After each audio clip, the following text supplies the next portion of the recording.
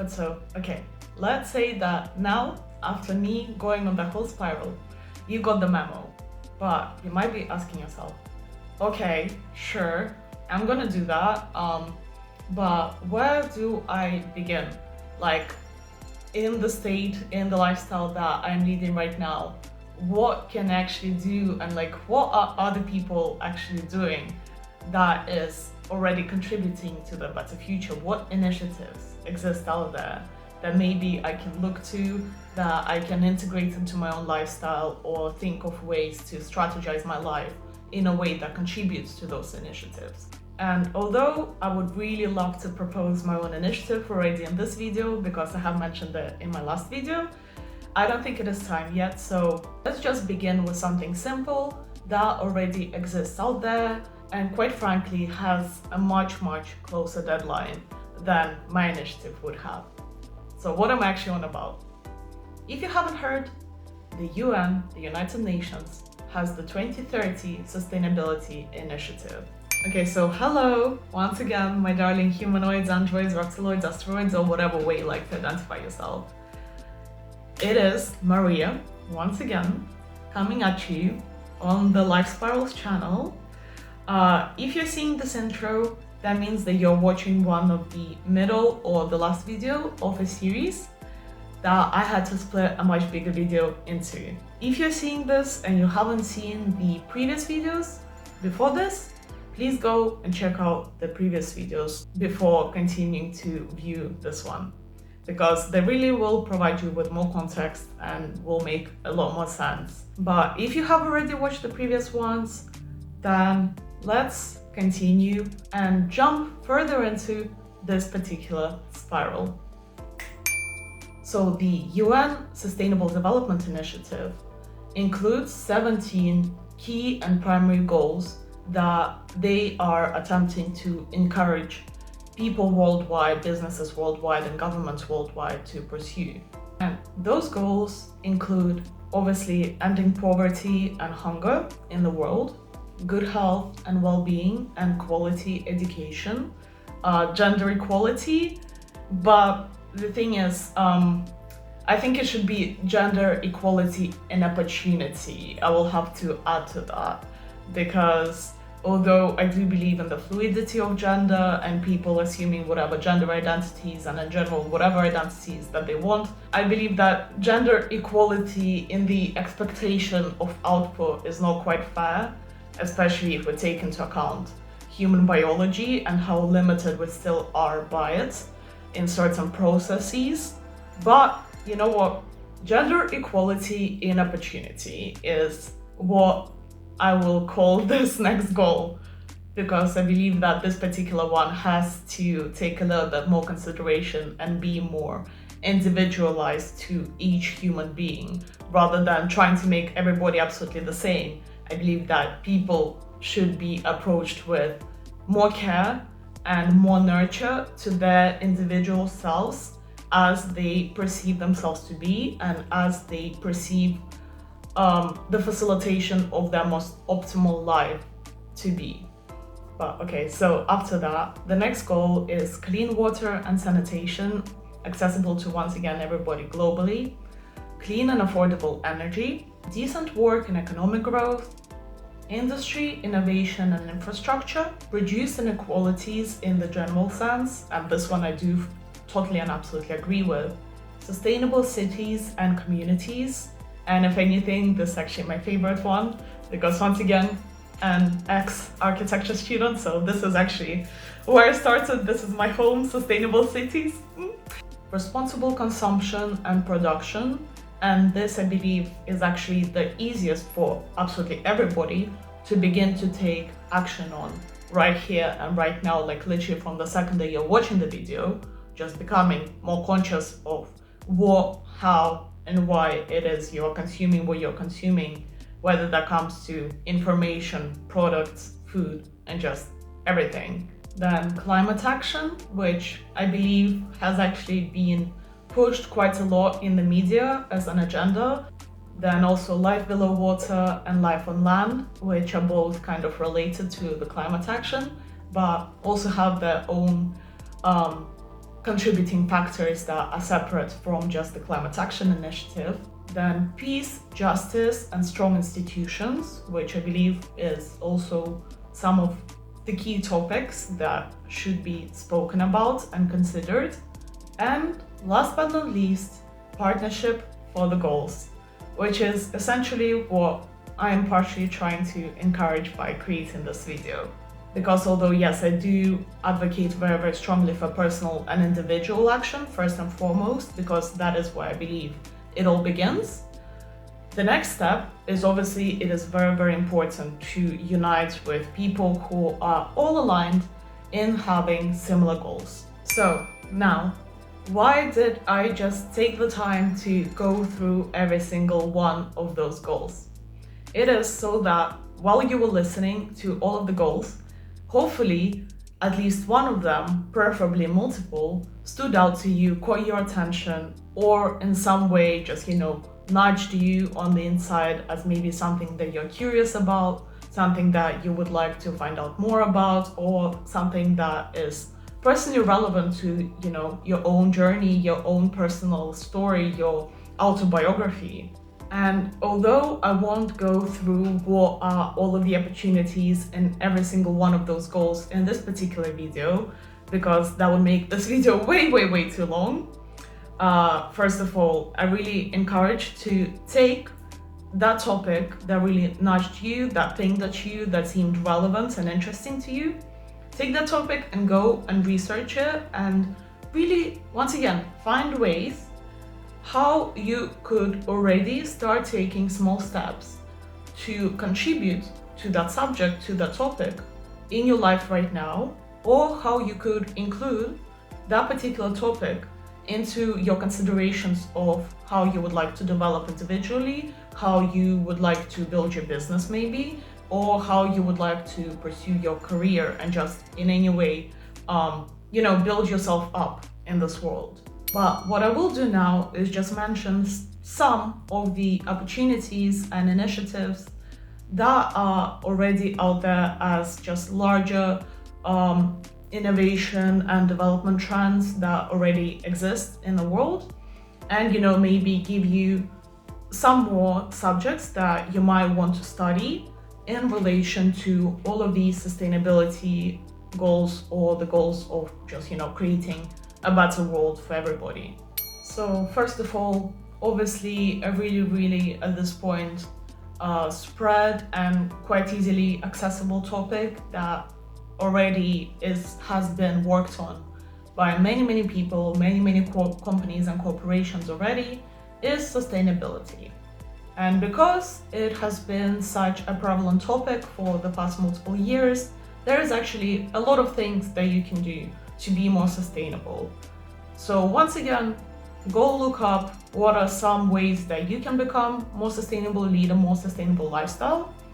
And you can also contribute to the sustainability goals just by, for example, next time when you're doing your shopping, whether it is shopping for food, shopping for clothes, shopping for makeup, just, at least looking to get products that are highlighted to be sustainable or at least contributing to the ecology of the world in some way. Or, hopefully not harming it, but, you have to really take into consideration the whole concept of greenwashing here and how many companies say that they're sustainable, whereas in reality they're doing a lot more damage than they're doing good. So if you would really like to take it a step further, I would go and actually research the background and the genuine statistics of the companies that you're considering buying from. But you know what, even if you cannot be bothered to do all of that, which once again I totally understand, at least do the first step towards that goal by even if it is greenwashing, still contributing to the memo by only investing into stuff that is said to be sustainable or green. So essentially here, I'm just encouraging you to pretty much vote with your dollar, as the phrase goes, and because even if the company isn't actually good or green or sustainable, that is their karma, it will be their personal issues to resolve in the future. But what is important is that by getting stuff from sustainable companies, you're showing that the sustainability factor and the green factor in the industry is still relevant and is very much desired by the people, by the consumers. And because, just some basics of product development, you have to be consumer and user oriented. So if more and more of the consumers and the users are showing that they are only willing to purchase stuff that is sustainable, companies will be enticed to only produce stuff that is more sustainable. That's kind of, just one of those bigger patterns of the world.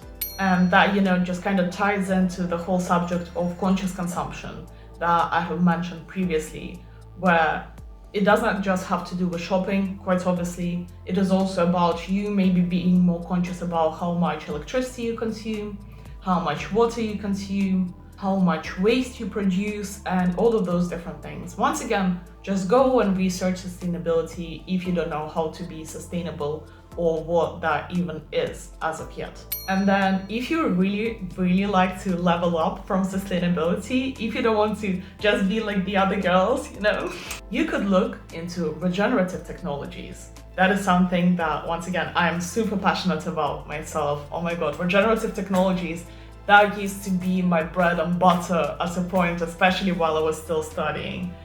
I soon realized once I went out into the workforce that being regenerative is a lot more difficult than it seems. But you know what? I'm still sticking to it. I am not giving up on regenerative stuff. So what is, in general, regenerative technology? I'll just briefly mention it, but if this piqued your curiosity, and I hope it did, please go and research it, because oh my God, there's so much cool stuff about regenerative technology. I love it. So what I actually mean by regenerative technologies is net positive manufacturing. Because, okay, straight away I have to warn you, when you go to research regenerative technologies, a lot of the stuff that you will initially come across will be to do with biology and cell regrowth and things like human organ transplants and blah, blah, blah, blah, blah, which is not quite what I'm talking about. Although, could still be cool. Maybe you're a biologist, so maybe that is something that you're interested in which case, go on, pursue it. Maybe you can actually combine biology and the regenerative technologies in biology with, some aspects of your own personal life and like something to do with the sustainability agenda. But once again, that is not quite what I'm on about. What I'm on about is net positive manufacturing. And I will leave a link that kind of explains what that is down below as well in the description box. But in essence, what regenerative technology is all about is, once again, taking that next step from sustainability, where instead of humans trying to, cover the issues and the problems that they're creating in the world and only creating technologies that go as far as, doing minimal damage, regenerative technologies, on the other hand, are trying to actually contribute to nature, are actually trying to contribute to all of the ethical considerations of the world. And, this is exactly what I think we should already all be striving towards, especially as business owners, as people who are actually going out there and doing something in the world, which is regenerating the planet, not just trying to, reduce the damage that we're doing, but actually doing things to restore the world in whatever way, shape, or sense of the word. So yeah, especially if you're at the stage where you're already beginning to invest into businesses, or are creating a business of your own, or are capable of, influencing somebody else's business in some way, really try to slide the idea of net positive manufacturing in there in some way, because it is so cool. Once you go down the rabbit hole of regenerative technologies, oh my God, it is so fun. It is so fun. All of the possibilities and all of the beauty that can be created with it in absolutely every single industry. But that is not the topic for today. I'm just really passionate about it. Oh, and then I should have probably mentioned that first and foremost, but the biggest opportunity that we obviously all have, okay, at least everybody that has access to this video. Unfortunately, it's still not absolutely everybody on the planet. But you know what, maybe it's for the better as well, because this is, once again, not to be gotten into in this video. I'm not going to spiral down that rabbit hole. But the internet.